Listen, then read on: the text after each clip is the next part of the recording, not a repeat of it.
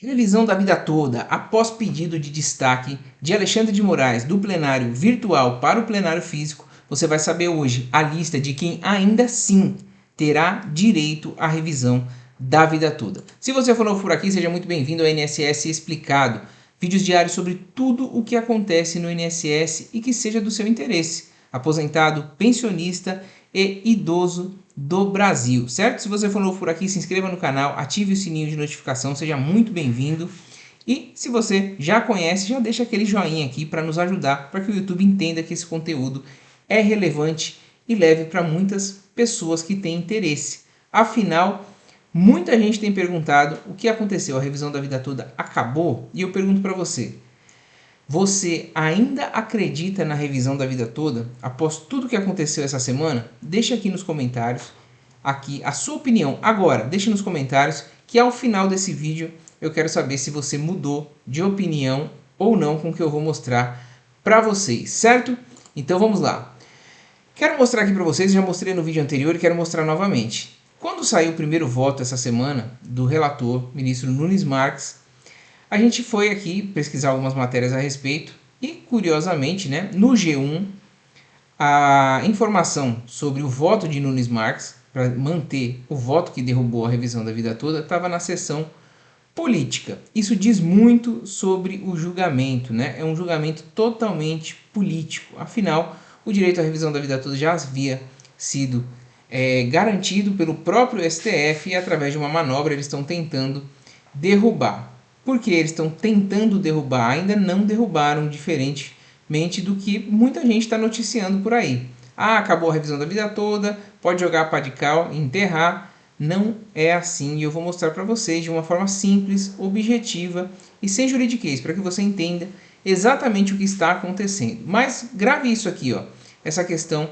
de ser um julgamento político, porque isso vai fazer toda a diferença para você entender no final como ainda faz sentido a revisão da vida toda e muita gente vai ter direito. Muita gente ficou descartada com essa decisão agora, mas muita gente ainda tem direito sim. É o seguinte, no momento da gravação desse vídeo está aqui essa goleada, né? Temos aqui 1, 2, 3, 4, 5 com o relator, 5-0, né? Afinal, o ministro Alexandre de Moraes ele não votou, ele apenas pediu o destaque. E aqui eu quero fazer um parênteses. Vocês acham mesmo que se a revisão da vida toda estivesse completamente perdida, o ministro Alexandre de Moraes, que está aí na crista da onda com uma série de acusações, uma série de problemas, né, com algumas coisas pessoais, algumas coisas que ele teve com o governo anterior, você acha mesmo que ele pediria o destaque para o plenário físico se ele não visse esperança na revisão da vida toda? Afinal, ele tem muita coisa a cuidar, muitos processos, inclusive processos contra ele. Então, esse é o primeiro ponto. Se fosse já uma causa perdida, ele realmente não pediria esse destaque, certo? Primeiro ponto que eu quero mostrar para vocês. E eu vou aqui responder para vocês também o seguinte. Os ministros ainda estão votando, muita gente nos perguntou, né? Depois do voto de Alexandre de Moraes. Por quê? Qual a vantagem do plenário físico? Quem ainda tem direito à revisão da vida toda, e tem direito sim, eu vou mostrar por quê. E quando deverá ocorrer a decisão final da revisão da vida toda, o julgamento no plenário físico. Vou responder tudo isso para vocês, então fique aí, curtinho o vídeo, eu respondo tudo isso para vocês e pode ter certeza que vai valer muito a pena. É o seguinte, pessoal, depois de Alexandre de Moraes ter feito o pedido de destaque, a gente teve aqui o voto do ministro Gilmar Mendes, tá? No momento da gravação desse vídeo. Pode ser que agora, quando você esteja assistindo, outros já tenham votado, mas esse vídeo tem o mesmo efeito. O ministro Gilmar Mendes ele já antecipou o voto dele. É isso mesmo. Então, quando ocorrer o plenário presencial, o ministro Gilmar Mendes já está com o voto dele contrário, acompanhando o relator. Porém, nenhum desses 5 se manifestaram sobre o pedido principal, o objeto do embargo de declaração, que foi o recurso que foi ingressado pela Confederação. É o seguinte, qual que é o pedido principal? Para que haja a modulação dos efeitos.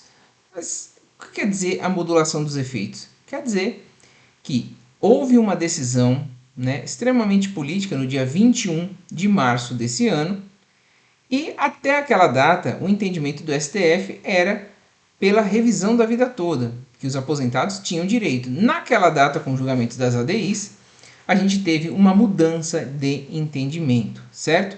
Então a modulação essa decisão mudou o entendimento agora? Ok, tá, mas e daqui para trás? Dessa decisão para trás, como é que fica? Vai ter direito?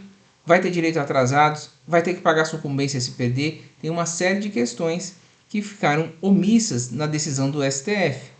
Então esse é o principal pedido e o ministro Nunes Marques, relator do caso, sequer se manifestou sobre nenhuma dessas situações, né? Não se manifestou, não conheceu do embargo de declaração e os demais aqui simplesmente só acompanharam, né? E o ministro Gilmar Mendes antecipou o voto dele já do plenário físico. Vamos lá. Quando vejo esse cara aqui até suspiro, porque é o seguinte, é o inimigo número 2, vamos dizer que hoje o número 1 é o ministro Zanin, né, que foi o que achou essas ADIs aí e conseguiu acabar com a revisão da vida toda para a grande parcela que eu vou falar aqui para vocês já já. Afinal, muita gente nos perguntou, o que muda com o pedido de destaque feito pelo Alexandre de Moraes? Os ministros que votaram contra, que a gente já viu até o momento 5, pode ser que você esteja assistindo, tenha mais nesse momento, eles devem se manifestar até o dia 30. Ministros que votaram contra, sem se manifestarem sobre o pedido de modulação, que foi o que eu falei para vocês agora, as omissões que tem, eles vão ter que debater isso no plenário físico, com todo mundo assistindo, e vai ter mais uma surpresa que eu vou mostrar para vocês aqui já já. Eles vão ter que debater e defender de forma fundamentada, na lei, o entendimento deles. Muito diferente do plenário virtual, em que o Nunes Marques deu o voto dele, também com omissão, não se manifestou pela modulação, e todos os ministros simplesmente colocaram acompanham, sem fundamentar também. Então muda muito o cenário, principalmente pela pressão que é a revisão da vida toda, e principalmente hoje que a gente tem acesso a assistir o julgamento, seja pela TV Justiça, seja pelo YouTube, seja pelo Instagram, a gente tem aí essa pressão a fazer. E tem mais um elemento muito importante nessa história, que o plenário físico vai ser completamente diferente. É esse cara aqui. Você já deve ter ouvido falar dele, é o famoso Dr. Cacai, né? Se você não ouviu falar dele, com certeza a figura dele você deve conhecer aí de imagens do Jornal Nacional, enfim, julgamentos muito pesados, muito grandes de repercussão nacional. Ele está sempre envolvido no STF principalmente, tá? Quem é ele? Antônio Carlos de Almeida Castro, conhecido por alcunha de Dr. Cacai. É um advogado criminalista, ou seja, ele não é da área previdenciária, diferente do Dr. João Badari, do Murilo White, mas ele tem um grande currículo, principalmente com relação a processos relacionados a políticos, empresários e celebridades, principalmente no STF. Então, primeiro, ele tem um trânsito excelente dentro do STF e ele tem um trânsito muito grande com os políticos.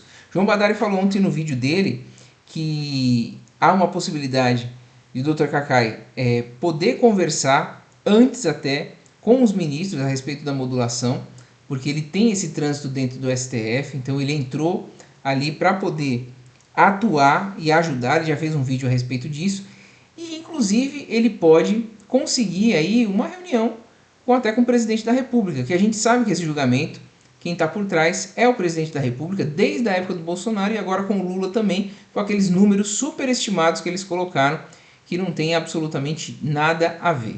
Certo? Então assim, ó, só para vocês terem uma ideia, Dr. Cacai já defendeu 2 presidentes da República, José Sarney e Itamar Franco, um vice, que é o Marco Maciel, que já faleceu, 5 presidentes de partido simultaneamente, 40 governadores em períodos diversos, dezenas de parlamentares, pelo menos 15 senadores e mais de 20 ministros, 13 do governo Fernando Henrique Cardoso, 3 do Lula, 2 no governo de Dilma Rousseff. Também já defendeu grandes empreiteiras como Andrade Gutierrez, Odebrecht, OAS, bancos como a Sofisa, BMG, BMC e Paine, e banqueiros como Daniel Dantas, Salvatore Cacciola, José Safra, que é o dono do Safra, e empresários de renome internacional ou provincianos, todos no momento ou outro enrolados com a justiça. Então, continuando o julgamento virtual, a gente não teria a oportunidade de utilizar o Dr. Kakai nessa situação. Então, agora que a gente vai ter o plenário físico, ele vai poder atuar tanto nos bastidores quanto no dia, debatendo com os ministros a respeito dessa decisão e principalmente da omissão com relação à modulação, que é o pedido principal, o pedido único desse embargo de declaração. Então é um grande reforço. Tem gente que não gosta, tem gente que fala que ele é um criminoso também, enfim. Já foi investigado por uma série de coisas, afinal ele está sempre envolvido com pessoas muito grandes de repercussão nacional, com problemas na justiça, mas é fato que esse cara aí ele tem um trânsito muito grande, principalmente com políticos, tá? E também ele tem uma foto muito emblemática que é dentro do STF de bermuda e camiseta, né? Ou seja, é um cara que se sente em casa literalmente no STF e é a instância superior maior que a gente tem, né? Então não é todo mundo que transita no STF dessa maneira. Ele tem uma experiência muito grande e vai com certeza ajudar, e agora a gente tem certeza que ele vai poder atuar. Agora, quem ainda tem direito à revisão da vida toda, depois de toda essa parafernália que aconteceu, todo esse imbróglio, que não é jurídico, um imbróglio político que eles fizeram, porque juridicamente já houve o reconhecimento e eles derrubaram essa decisão. É o seguinte, ó.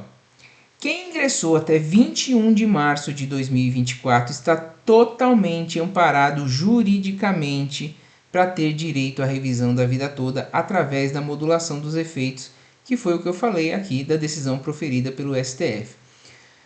Mas é o seguinte, muita gente está perguntando, mas por que as pessoas dali para frente não têm direito? Como eu disse anteriormente, a decisão do STF nas ADIs derrubou realmente o direito à revisão da vida toda. Porém, foi em 21 de março de 2024 que esse entendimento mudou. Até então, o entendimento era que a revisão da vida toda é um direito do aposentado e pensionista que tem contribuições maiores de julho de 94 para trás e pode exercer de outra forma de cálculo, né? Pode desfrutar, né, dessa outra forma de cálculo mais benéfica. Daqui para frente, eles entenderam que a forma de cálculo da reforma da Previdência à época, de 98, ela é obrigatória. Então, nessa data aqui, mudou todo o entendimento. A grande questão é como faz com o pessoal que já ingressou com a ação quando o entendimento do STF era outro. Então, todo o entendimento do STF, ele sempre foi assim.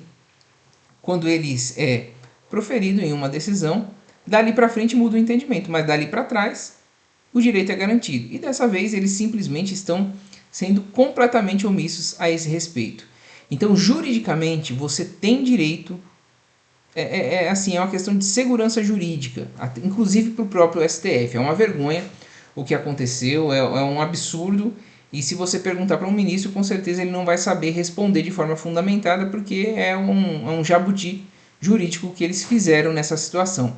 Então, agora no plenário presencial, eles vão ter que se manifestar a respeito disso que aconteceu, né? Qual que é a fundamentação para isso, porque nem Nunes Marques nem os demais colocaram, e aí sim eu creio que a modulação vai acontecer, né? Eles vão discutir talvez a questão de atrasados, a partir de que data que vai ter direito, mas que vai ter direito, vai, juridicamente falando. Se no plenário físico houver a manutenção dos votos que a gente teve aí no plenário virtual, aí a gente vai ter um debate e pode ter certeza que os ministros talvez passem vergonha, principalmente com o Dr. Kakai lá atuando, porque não tem cabimento, é uma vergonha para o próprio STF tudo que aconteceu. É a instância máxima tomando uma decisão totalmente política e prejudicando, né, pessoas por conta de o momento político para agradar o presidente, enfim, atender um pedido do presidente, sendo que a gente está falando de um direito. E outra pergunta que a gente tem recebido, quando deve ocorrer esse embate aqui, né?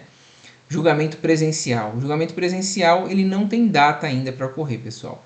Só que eu sei que já tem 20 anos, né, esse processo, vai completar quase 30 anos aí. Mas é um momento agora de atuar nos bastidores novamente, né? Tem que ter um pouco de paciência. Sendo sincero com vocês, eu não acredito que esse julgamento ocorra ainda em 2024, acredito que só para o ano que vem a gente deve ter novamente pautado. esse julgamento, mas tenham certeza, como eu falei no início, Alexandre de Moraes não pediria o destaque desse processo se ele não visse a possibilidade do ganho da revisão da vida toda através da modulação para essas pessoas que entraram com ação até 21 de março de 2024. Para quem não ingressou até essa data, esquece, aí realmente a revisão morreu. Revisão da vida toda é só um sonho, não tem mais direito, porque não existe qualquer possibilidade, através do julgamento das ADIs, que esse direito ressurja. Mas quem ingressou até 21 de março tem direito sim, certo?